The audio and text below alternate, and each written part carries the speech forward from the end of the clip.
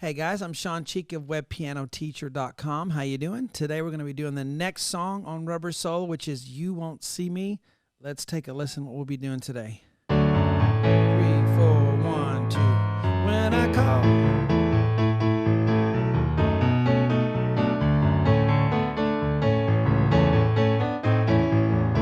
So there is a piano part in this, right? You got to really listen, but you can hear there's a piano in there on a lot of these songs. So I'm showing you those parts, plus some other cool bass lines and guitar licks we can throw in as well. Anyway, on webpianoteacher.com, you can download my sheets for all of these songs and any other lesson that I have on the website. And learn the whole album. It's fun learning a whole album. Have you ever done that? It's really cool. And then you get all the songs learned, and you can just play one right after the other. And it's pretty cool. Pretty cool thing. All right, so I teach a different way. I use letters on a whiteboard because a lot of people don't want to mess with reading traditional music notation because it's hard or they never learned. But they can play and they want to learn. So this works for them. It's worked for millions of people. And if you've had are a troubled reader but you like to play, this may work for you. That's the demographic that come to my website. So let's take a look here. And I don't dumb anything down. I show you everything. In fact, this method works a lot better for some techniques of rock playing, popular music playing. So we have the little intro again at the beginning. Da da da da. So the bass is really important in the Beatles, and Paul would always like to do arpeggio kind of things. Da da da da. And then do do do do.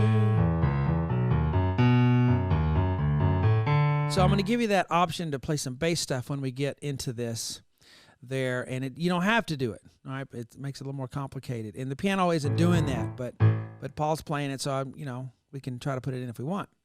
But at the beginning, for sure, you can do it. D, F sharp, A, D. I'm going to go 4, 2, 1, 5.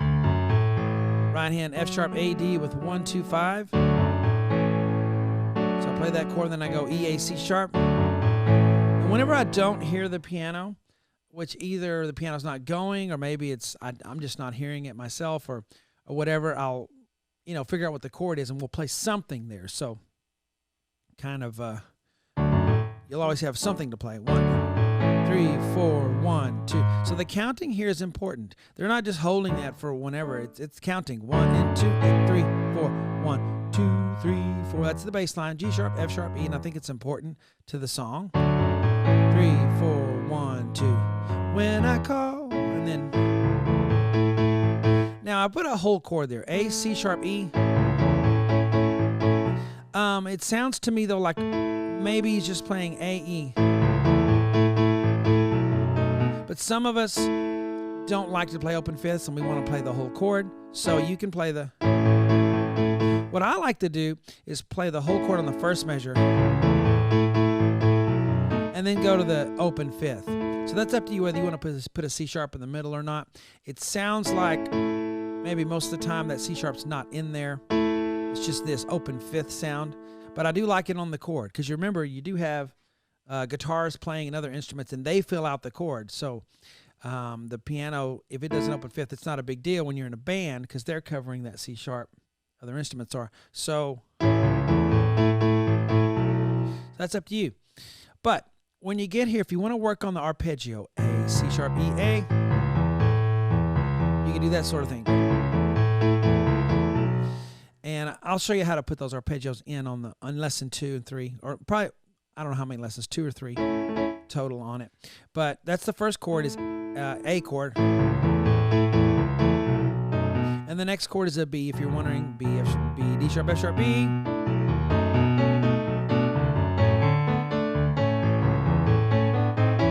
All right, so let's go from the beginning. 2, ready, go. 3, 4, 1, 2. When I call. If you didn't do the arpeggio, you go.